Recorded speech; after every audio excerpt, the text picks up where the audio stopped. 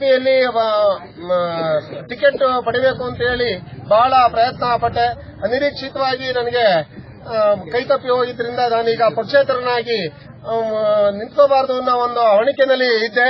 ಆದರೆ ನಮ್ಮ ಸಾಮಾಜಿಕವಾಗಿ ಬೆಂಬಲಿಗರು, ಕಾರ್ಯಕರ್ತರು ಎಲ್ಲರನ್ನೂ ಸಹ ಒಕ್ಕೊರಲಿನಲ್ಲಿ ನೀವು ಪಕ್ಷೇತರರಾಗಿ ನಿಲ್ಲೇಬೇಕು. ಈಗ ಪಕ್ಷದ ಚಿಹ್ನೆ ಇಲ್ಲದಿದ್ರೂ ಚಿಂತೆ ಇಲ್ಲ, ಪಕ್ಷೇತರಾಗಿ ಬಂದರೆ ನಾವೆಲ್ಲ ಸೇರಿ ತಮ್ಮನ್ನ ಗೆಲ್ಲಿಸ್ತೀವಿ.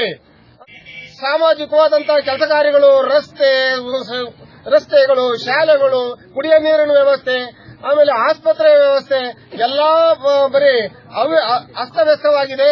ಅದರಿಂದ ಅವುಗಳ ಎಲ್ಲವನ್ನೂ ಸ್ವಲ್ಪವಾದ ಅಂಕುಡೊಂಕುಗಳನ್ನ ತಿದ್ದಬೇಕು ಅಂದ್ರೆ ನೀವು ನಮ್ಮ ಜೊತೆಯಲ್ಲಿ ಇರಲೇಬೇಕು. ದಯಮಾಡಿ ನೀವು ಹಿಂದಕ್ಕೆ ತೆಗಿಲೇಬಾರದು. ಪಕ್ಷೇತರರಾಗಿ ಆದ್ರೂ ನೀವು ಕಣದಲ್ಲಿ ಇರಬೇಕು ಅಂತ ಹೇಳಿ ನನ್ನ ಬೆಂಬಲಿಗರು, ಕಾರ್ಯಕರ್ತರು, ನನ್ನ ಅಕ್ಕ ತಂಗಿಯರು ಎಲ್ಲರನ್ನೂ ಸೇರಿ ಒಕ್ಕೊರಲಲ್ಲಿ ಹೇಳಿದ್ರಿಂದ ನಾನೀಗ ಈ ಚುನಾವಣೆಯಲ್ಲಿ ಹುಳಿಯಾರು ಕ್ಷೇತ್ರದ ಜಿಲ್ಲಾ ಪಂಚಾಯಿತಿಯ ಅಭ್ಯರ್ಥಿಯಾಗಿ, ಪಕ್ಷೇತರ ಅಭ್ಯರ್ಥಿಯಾಗಿ ನಾನು ಕಣದಲ್ಲಿ ಇದ್ದೇನೆ. ಇದು ಜನಸಾಮಾನ್ಯರ ದಿನಬಳಕೆಯ ವಸ್ತು. ಎಲ್ಲಾ ವರ್ಗದ ಜನರು ಸಹ ಇದನ್ನ ಬಳಸೇ ಇರ್ತೀವಿ. ಶ್ರೀಮಂತರಿಂದ ಹಿಡಿದು ಕಡು ಬಡವರಿಂದ ಆದಿಯಾಗಿ ಪ್ರತಿಯೊಂದು ಮನೆಗಳಲ್ಲೂ ಸಹ ನಾವು ಇದನ್ನ ಪ್ರತಿಯೊಂದು ಕೆಲಸಗಳು ಸಹ ಗೃಹಿಣಿಯರು ಸಹ ಇದನ್ನ ಅವಲಂಬಿಸಿಕೊಂಡಿರ್ತಾರೆ.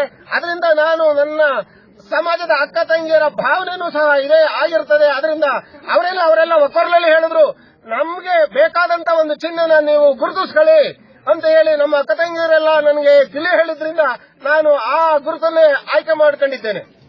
Okay, thank you.